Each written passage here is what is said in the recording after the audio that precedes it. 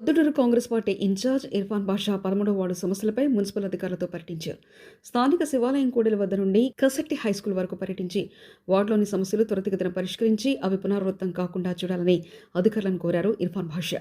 Municipal అధికారులు ఆయన ME, DE, AE, town planning అధికారి, శానిటేషన్ సిబ్బంది అలాగే సచివాలయ సెక్రటరీలతో తన వార్డు నందు పర్యటించి స్థానిక ప్రజల సమస్యలు తెలుసుకుని మౌలిక వసతులపై ప్రత్యేక శ్రద్ధ కనపరుస్తూ ఎప్పటికప్పుడు మురుగు కాలువలో పేరుకుపోయిన సీల్డ్ తీసివేయాలని, రానున్న వర్షాకాలం నేపథ్యంలో వార్డు మరియు పట్టణంలో వ్యాధులు ప్రబలకుండా శానిటేషన్ సిబ్బంది తగు చర్యలు తీసుకోవాలని, అలాగే మైదుకూరు రోడ్ నందు నూతనంగా నిర్మించిన ప్లాట్ఫామ్ వద్ద పాత హోల్స్ ఏర్పాటు చేసి అందులోని చెత్తను తీయాలని, వర్షపు నీరు రోడ్డుపై నిలవకుండా చేయాలని, అందుకు తగిన ప్రణాళిక రచించి ప్రజలకు అసౌకర్యం కలగకుండా చూడాలని కోరారు.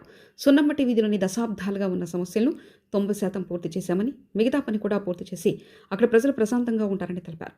కార్యక్రమంలో పలువురు కాంగ్రెస్ పార్టీ నాయకులు, మున్సిపల్ సిబ్బంది పాల్గొన్నారు.